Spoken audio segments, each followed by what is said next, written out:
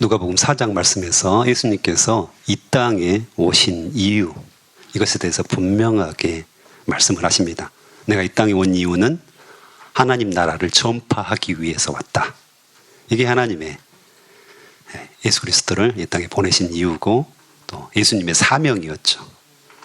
그래서 그 하나님의 나라의 전파, 이것을 본격적으로 이제 5장에 와서 하시게 됩니다. 그 첫 번째로 제자를 부르십니다. 제자들을 부르셔가지고 이 일들을 담당하게 하시는 거죠. 물론 예수님께서 계속해서 돌아다니시면서 많은 사람들에게 복음을 전하고 또 사람들을 고치고 또 그들을 가르쳐서 하나님 나라를 전파하시지만 또한 동일하게 동역자가 필요하셨습니다. 그래서 베드로 이야기가 나오게 되죠. 그래서 베드로는 어부였잖아요. 오늘 보면 배 두 척이 갈릴리 호수가에 있었고 예수님께서 특별히 이 베드로의 배를 지목하셔가지고 그 배에 오르시고 또 잠시 호숫가에서 이렇게 띄워놓으시고 거기에서 이제 사람들에게 말씀을 전하시잖아요. 무슨 말씀을 전하셨을까요? 당연히 하나님의 나라에 대해서 증거하셨겠죠. 많은 사람들이 호숫가에 앉아 있었던지 서 있었던지 했고 예수님께서 배에 오르셔가지고 하나님의 나라에 대해서 이렇게 이야기를 쭉 하십니다. 그래서 사람들을 가르치셨다 이렇게 말씀을 하시죠. 그리고 말씀을 다 마치신 후에 시몬 베드로에게 말씀을 하십니다. 깊은 데로 가서 그물을 내려 고기를 잡으라. 이 말씀에 이 시몬 베드로가 굉장히 적지 않은 놀라움을 나타냅니다. 실제로 굉장히 놀랐을 것 같아요. 그 첫 표현이 뭡니까? 우리가 밤새도록 수고했지만 아무것도 잡지 못했다 표현하죠. 밤새도록 수고했는데 이 베드로가 어떤 사람입니까? 어부입니다. 갈릴리 호수가 태평양이 아닙니다. 좁은 호수, 엄청 넓지는 않습니다. 물론 바다라고도 하는데 엄청나게 넓지는 않습니다. 그래서 속속들이 알고 있습니다. 어디에 그물을 내리면 고기가 잡힐지, 언제 그물을 내리면 고기가 잡힐지 잘 알고 있는 사람입니다. 그런데 그날따라 아무것도 잡지를 못했습니다. 밤새 그물을 내렸지만 잡은 것이 없었다 이 이야기를 합니다. 또 갈릴리 호수는 그렇다고 합니다. 깊은 데 그물을 내려봤자 고기를 못 잡는다고 합니다. 얕은 곳, 수초가 있는 곳, 물풀들이 있는 곳, 그곳에 고기가 있기 때문에 낮은 곳에 그물을 쳐야지 고기를 잡을 수 있다는 게 상식적으로 통한답니다. 그래서 이 베드로가 순간적으로 고민했겠죠. 이 말을 들을 것인가 말 것인가 여러 가지 복잡한 생각이 들었을 것입니다. 그리고 베드로는 어부기 때문에 그날 또 부자가 아니었습니다. 그날 고기를 반드시 잡아야 됐습니다. 집에는 기다리는 가족들이 있고 자기가 고기를 잡아서 지금 생계를 유지하고 있는 상태였기 때문에 고기를 반드시 잡아야 되는데 밤새도록 그 베테랑 어부가 그물을 계속해서 던졌다 끌어올렸다 던졌다 끌어올렸다 굉장히 힘든 작업이었겠잖아요. 한 마리도 잡지 못했습니다.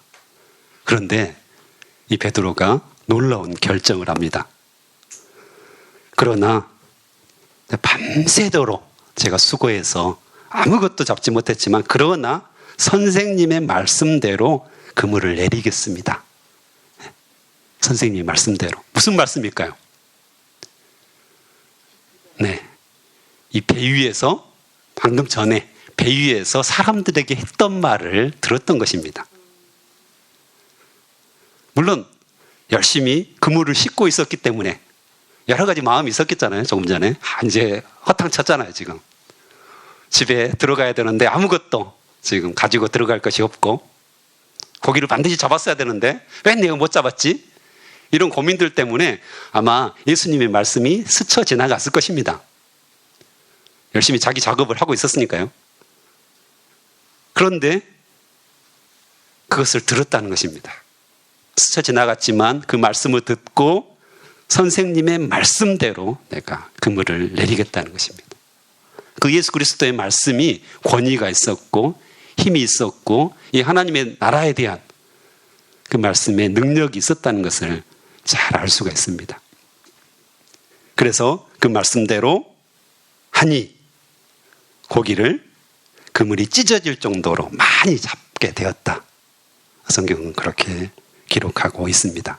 엄청나게 많은 고기를 잡았고요. 그래서 동료들에게 또 배 한 척이 같이 있었잖아요. 그 동료들을 불러가지고 잡으니까 엄청난 고기 때문에 배가 가라앉을 지경이 되었다. 놀라운 일이 생긴 거잖아요. 그래서 하나님께서 완전하게 채워주시죠. 조금 전에 이야기했듯이 베드로는 온통 고기에 지금 집중해 있습니다. 그날 밤새도록 수고했는데 고기를 한 마리도 잡지 못했다. 이게 너무 지금 힘든 상황이었습니다. 어부였고 생계를 책임져야 할 사람이었는데 그래서 한 마리 더 잡아야 되고 한 10마리 정도면 대박이고 한 20마리면 자기들도 먹을 뿐만 아니라 자기 가족이 먹을 뿐만 아니라 내다 팔아서 생필품을 살 수 있는 엄청난 일이죠. 그런데 어떤 일이 일어납니까?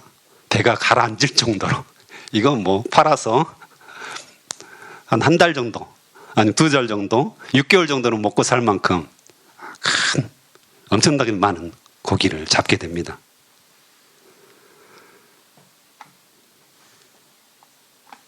그래서 나중에 보면 어떻습니까? 엄청나게 즐겁고 기뻐해야 되는데 예수님 무릎 앞에 엎드립니다. 완전 납작 엎드려서 코가 땅에 닿을 정도로 엎드려서 주님 제게서 떠나주십시오. 저는 죄인입니다. 라는 고백을 하게 됩니다. 어떻게 보면 뜬금없는 고백 같습니다. 그렇죠. 우리에게 고기를 많이 잡게 해주셔서 너무 감사합니다. 이 고기가 나에게는 돈이고 생명줄인데 이것을 저에게 해결해 주셔서 너무 감사합니다. 너무 즐겁습니다. 이런 표현을 해야 되는데 감사 표현을 해야 되는데 오히려 이 베드로는 완전히 엎드려져 가지고 제가 죄인입니다. 즉 예수님의 이 전능하심을 본 거죠. 예수님의 능력을 본 거죠. 그전에는 말씀으로 잠깐 스쳐 지나가듯이 그물을 씻으면서 스쳐 지나가듯이 들었던 그 말씀의 능력을 지금 눈으로 완벽하게 경험한 겁니다. 그래서 이 베드로가 완전히 엎드러지는 놀라운 일들이 일어나죠. 오늘 말씀을 통해서 이 베테랑 어부 자신의 경험을 의지하고 자기가 이제껏 해왔던 것들 그걸 통해서 많은 고기를 잡아왔고 그것으로 가족을 부양했고 그것으로 돈을 벌었던 이 베테랑 어부 시몬 베드로. 하지만 그날따라 헛수고를 했고 허탕을 쳤잖아요. 우리 인생에서도 늘 헛수고 허탕을 치는 날들이 많습니다. 또 때로는 내 인생이 이게 헛된 거야. 나는 왜 이렇게 허탕을 치는 인생이지? 나는 왜 잡은 것이 없지? 내 인생 돌아보니까 특별할 것도 없고 특별한 열매들이 많지 않은 것 같아. 라는 그런 마음이 들 때가 많습니다. 그런데 오늘 베드로를 통해서 보면 하나님의 말씀을 의지했을 때 예수님께서 채우시고 넘치도록 채우셨던 것을 우리는 보게 됩니다. 풍성하게 채우셨다는 거죠.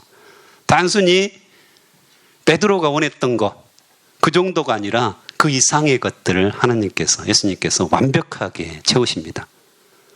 베드로의 필요를 명확하게 하시고 그것을 예수님께서 채워주시는 거죠. 그래서 우리 인생도 역시 동일합니다. 특별하지 않다는 거죠. 여기 있는 모든 분들 특별하지 않습니다.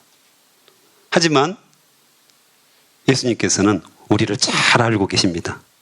우리의 필요를 각자에 맞게 너무 잘 알고 계셔요. 그것을 채우시기를 원하십니다. 그것을 풍성하게 넘치게 하시기를 원하십니다. 단순히 원하시는 건 뭘까요? 내 말을 들어주겠니? 이겁니다. 어떤 분들은 능력이 있을 수도 있고 어떤 분들은 자기가 할 수도 있습니다. 경험이 풍부할 수도 있습니다. 모든 것들을 할 수 있다고 하나님 앞에서 고백할 수도 있습니다. 하지만 그것조차도 잠시 내려놓고 나의 삶이 주님의 것입니다. 주님 말씀대로 순종하겠습니다. 이렇게 있을 때 나중에 어떤 일이 일어납니까? 10절에 보면 두려워하지 마라. 이제부터는 너는 사람을 낚는 어부가 될 것이다. 사람을 낚는 어부가 될 것이다. 어찌 보면 이 만선, 배가 가라앉을 정도로 엄청나게 많이 잡힌 이 고기보다 이게 더 축복이 아닙니까? 예수님을 따라가는 사람을 낚는 어부가 된, 완전히 목적이 바뀌어버린 거죠. 고기, 돈에서, 생계에서 하나님의 나라의 사람을 세우는 이 베드로의 삶이 극적으로 완벽하게 바뀝니다. 그 삶의 현장에서 지금 바뀌고 있는 것을 볼 수가 있습니다. 고기를 낚고 있는 그 갈릴리 바다 현장에서 새로운 임무를 부여받는 거죠. 사람을 낚는 어부가 될 것이다. 이게 베드로에게는 큰 축복이었고 그날 허탕을 잘 쳤죠. 고기를 못 잡은 게 너무 감사한 일이죠. 그래서 새로운 형태의 하나님 나라의 물고기들, 하나님 나라의 사람들을 세우는, 잡는 그런 베드로가 되어집니다. 예수님께서 오늘 베드로의 필요를 민감하게 보셨습니다. 제가 요즘 최근에 PCS라는 관계전도 훈련법이라는 것을 배웠는데요. 물론 이제 예전부터 해왔던 건데 이걸 정리한 부분인데요. PCS라고 하는 관계전도 훈련인데요. 뭐 간단합니다. P는 prayer, 기도하는 거죠. C는 care, 돌보고 섬기고 사랑하는 겁니다. 그 다음에 S는 share, 복음을 전하는 거죠. 근데 전통적인 방법은 P하고 S, 그렇죠? 기도하고 나가서 전하는 겁니다. 얼마나 저돌적입니까? 할렐루야. 아주 중요하죠. 기도하고 가서 전하는 거 엄청 중요하죠. 근데 코로나 시대가 되다 보니까 어떻게 됐습니까? 네. 사람들이 마음이 다 다쳤습니다. 다 힘들어합니다. 뭔가 마음에 상처들이 있습니다. 무거운 짐들이 있습니다. 그러니까 그것을 우리가 케어해 줘야 되는 거죠. 섬기고 돌봐줘야 되는 것입니다. 그들의 필요에 민감해서 그들의 필요를 우리가 채워줄 필요가 있는 것입니다. 이 베드로의 필요는 고기였고 돈이었죠. 근데 예수님께서 그것을 넘치도록 채워주자 베드로가 완전하게 넘어진 거잖아요. 그처럼 이 코로나 시대에 다 어렵다고 합니다. 그렇죠? 교회 이미지도 나빠졌죠. 교회에서 왔다고 하면 당장 도망가죠. 도망가면 다행이죠. 오히려 혼내죠. 욕하죠. 그래서 다 어렵다고 합니다. 전도가 다 어렵다고 합니다. 하지만 예수님께서는 오늘 방법을 제시합니다. 우리가 어떻게 전도해야 할지. 우리 이웃에, 우리 삶의 현장에서, 그 삶의 현장에서 그 사람들의 필요를 보고 그 사람 마음 중심에 무엇이 필요한지, 그 사람이 뭘 원하는지, 어떤 마음의 아픔이 있는지 그것을 보고 그것을 채워주는 겁니다. 섬겨주는 거죠. 사랑해주는 거죠. 그걸 통해서 우리가 그 사람들의 마음이 열리기를 소원하는 겁니다. 그래서 우리 주변에서 다시 한번 전도의 부흥이 일어났으면 좋겠습니다. 가장 어렵기 때문에 하나님께서, 예수님께서 우리에게 본을 보이신 이 방법대로 우리가 한 사람이라도 섬기는 겁니다. 어떻게 해야 됩니까, 목사님? 엘리베이터에서 좀 큰 소리로 인사하십시오. 그렇죠? 많이 만나잖아요, 이웃들. 큰 소리로 인사하고 안부도 묻고, 또 그 전에 얼굴도 좀 익혔던 사람들이라면 어떠냐고 물어볼 수도 있고요. 앞집에 누가 사는지 알잖아요. 아는 분들은 가서 뭔가 도움이 필요한 것들이 있을 겁니다. 그래서 간절히 기도하면 하나님께서 연결시켜 주리라고 저는 확신합니다. 근데 역시 우리에게 관심이 있어야 되는 거죠. 계속해서 레이다처럼 누가 나의 도움을 필요로 할까? 누가 나의 사랑을 필요로 할까? 여러분 힘드시잖아요. 코로나 시대. 다른 사람도 다 힘들어요. 자녀 교육하는 거 힘드시죠? 다른 분들도 다 힘들어요. 그것을 우리가 캐치할 수 있는, 그걸 잡을 수 있는 그런 한 주간이 되었으면 좋겠습니다. 그런 하루가 되었으면 좋겠습니다. 그러면 하나님께서, 예수님께서 그런 마음, 그 순종하는 마음을 딱 쓰셔가지고 우리가 생각지 못했던, 우리가 알지 못했던 크고 놀랍고 비밀한 일들을 우리에게 보이실 겁니다. 그래서 우리 안에 사람을 사랑하고 섬기고자 하는 마음들이 가득했으면 좋겠습니다. 두 번째로 보면 문둥병에 걸린 사람이 있습니다. 그래서 이 문둥병자가, 나병 환자가 예수님께 와가지고 머리를 숙여 간청했다고 합니다. 주님이 원하시면 저를 깨끗하게 하실 수 있습니다. 그랬더니 예수님께서 손을 내밀어 그에게 대시며 말씀하셨습니다. 나병 환자, 문둥병 어떻습니까? 걸리면 옷을 찢고 머리를 풀어헤치고 윗입술을 가리고 다른 사람이 자기에게 접근하는 것을 방지하기 위해서 부정하다, 부정하다, 부정하다 계속 외칩니다. 그리고 집에서 쫓겨납니다. 동네에서 쫓겨납니다. 사회에서, 그 공동체에서 격리가 됩니다. 그때 이제 제사장이 판결을 하죠. 판결을 하고 난 후입니다. 그래서 이 사람은 나병에 걸렸다 하면 그렇게 되는 겁니다. 그래서 완전하게 소위 왕따가 됩니다. 찐따 왕따. 아예 공동체하고는 완전히 분리돼. 그래서 이 문둥병자는 이 도시에도 못 들어오게 합니다. 멀리 떨어져 있는. 그리고 와도 슬슬 피하죠, 사람들이.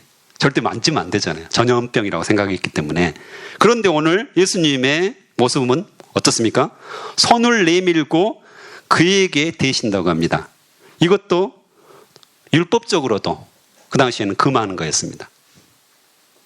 그 부정한 문둥병자에게 뭐 옷자락이라도 닿으면 하루 동안 좀 부정하게 됩니다. 그래서 절대 못 만지게 돼 있고 절대 접촉을 하면 안 됩니다. 그런데 예수님께서 어때요? 불쌍히 여기는 마음, 긍휼히 여기는 마음이 가득했습니다. 그냥 말로 나았다. 네가 원하니까 깨끗하게 되어라. 말로 해도 충분히 치료가 됐습니다. 근데 예수님이 굳이 그 부정한 문둥병자를 만지십니다. 케어하시는 거죠. 저는 그렇게 봤습니다. 아마 예수님께서 오늘날로 말한다면 깊이 있게 안아주셨다는. 얼마나 외로웠겠습니까? 얼마나 힘들었겠습니까? 아픈 것도 아픈 것인데 가족들과 함께하지 못하고 공동체와 함께하지 못하는 이 문둥병자의 그 외로움, 아픔, 그 마음들을 손을 내밀고 손을 대셔서 절대 하면 안 되는 행동인데 그걸 치료해 주시고 오히려 그것을 감싸 주셨다는 생각이 듭니다. 그걸 통해서 완벽하게 낫죠. 그래서 만져주신 거잖아요. 케어해 주신 거잖아요. 오늘 우리도 역시 동일하게 예수님은 우리를 만져주십니다. 우리를 불쌍히 여기시고요. 우리를 긍휼히 여기시고요. 모두 하나같이 어떻습니까? 나만 문제가 있는 것 같은데 다른 사람은 다 행복하고 다른 사람들 전혀 문제가 없는 것처럼 느껴질 때가 많잖아요. 왜 이렇게 나에게 겹쳐서 문제가 다가오는 거야? 어려움이 다가오는 거야? 이런 생각이 드실 때 있지 않습니까? 그때라도 예수님은 우리를 보십니다. 우리를 긍휼히 여기시고요. 우리를 불쌍히 여기시고요. 우리에게 손을 내밀어서 우리에게 손을 대십니다. 손을 내밀어서 우리를 안아주십니다. 그리고 우리의 필요에 응답하신다는 거죠. 우리를 그대로 내버려 두지 않으시고 우리를 감싸주신다는 사실입니다. 그리고 어떤 말씀을 하십니까? 가서 제사장들에게 내 몸을 보여라. 또 모세가 명령한 대로 내가 깨끗하게 된 예물을 드리라. 그렇죠? 이제 정결례식을 하는 거예요. 그러니까 나병이 걸렸다. 이걸 판단하는 것도 제사장이고요. 다시 점검, 깨끗하게 나았다. 이걸 선언하는 사람도 제사장입니다. 그래서 그 제사장에게 가서 보여라. 그리고 사람들에게 증거를 삼아라. 증거를 삼는다는 말이 뭔 말일까? 봤더니 테스티모니, 즉 간증하라는 것입니다. 자기가 예수 그리스도의 그 만져주심을 통하여서 나았다. 즉 하나님 예수님의 그 전능하심, 예수님께서 하나님 나라의 통치자로 오심, 메시아로 오심을 증거하고 증언하고 간증하라고 지금 예수님께서 말씀을 하십니다.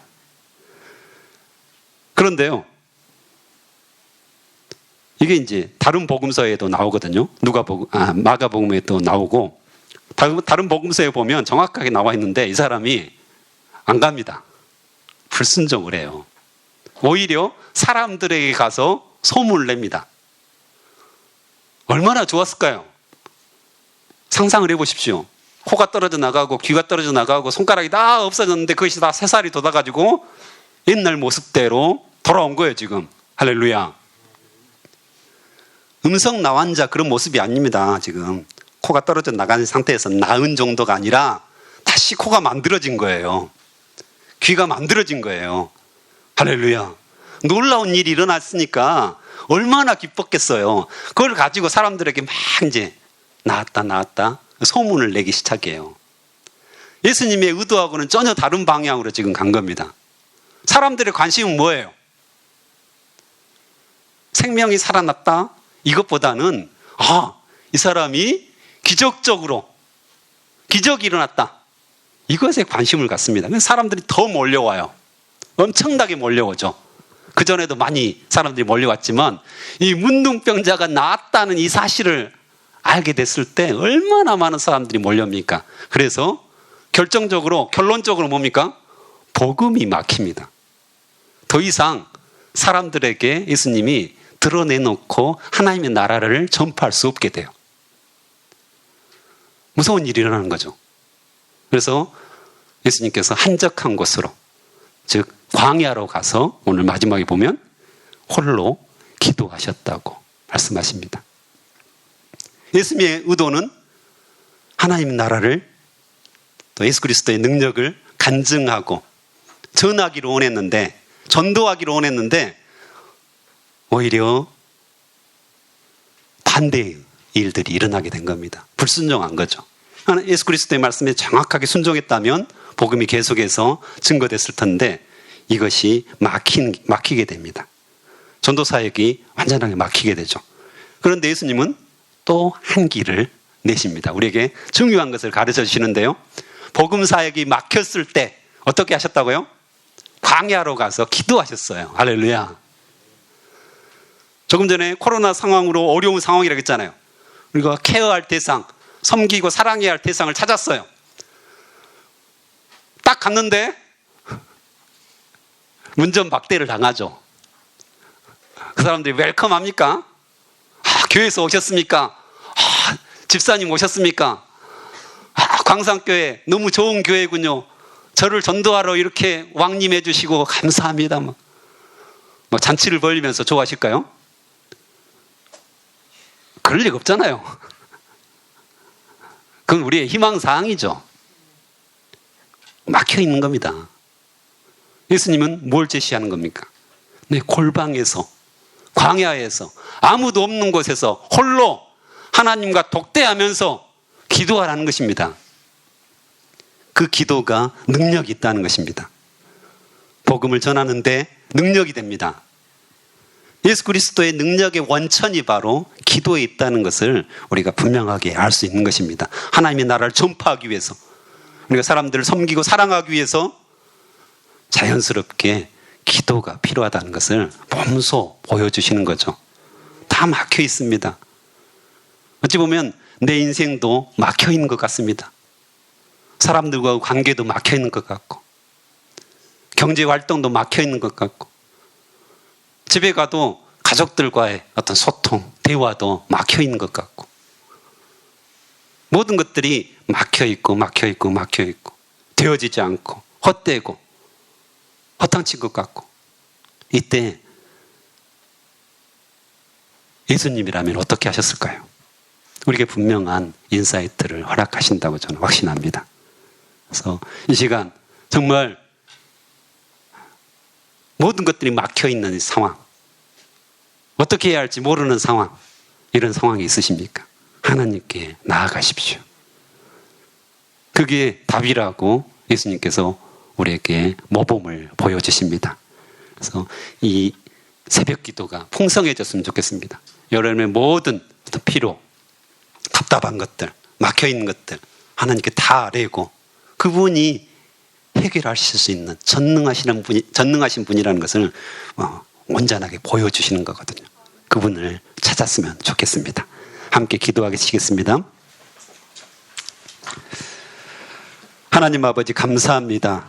오늘 또 말씀하여 주셔서 감사합니다. 하나님의 나라 선포, 또 예수 그리스도의 그 전능하신 능력을 통해서 이 일들을 이루시기를 원하시는 예수 그리스도의 간절한 소망을 보게 됩니다.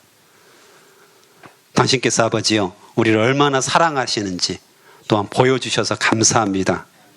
하지만 주의 복음을 전파하고자 애쓰고, 또 우리 삶 속에서도 주님과 동행하기를 애쓰고, 여러 가지로 애쓰고 또 애쓰지만 가끔씩 나는 헛된 인생을 살고 있지는 않나, 헛수고를 하고 있지는 않나, 나에게 어떤 열매가 있을까, 이런 생각들이 들 때가 많습니다. 주님, 우리를 긍휼히 여겨주시옵소서, 우리를 불쌍히 여겨주시옵소서. 모든 것들이 막힌 상황 속에서 오직 예수 그리스도를 힘입어서 하나님께 기도하며 나아가기를 간절히 소망합니다. 우리의 모든 것들을 주님 앞에 토로하오니 주님께서 만져주시옵소서, 손을 대서 만져주시옵소서. 우리가 낫겠나이다, 우리가 아버지 풀리겠나이다. 주님께서 온전하게 이 아침을 통하여서 우리의 모든 것들을 풀어주시고 해결해 주실 것을 간절히 소망합니다. 오늘 또 말씀을 따라 귀한 헌금을 드리는 귀한 손길들이 있습니다.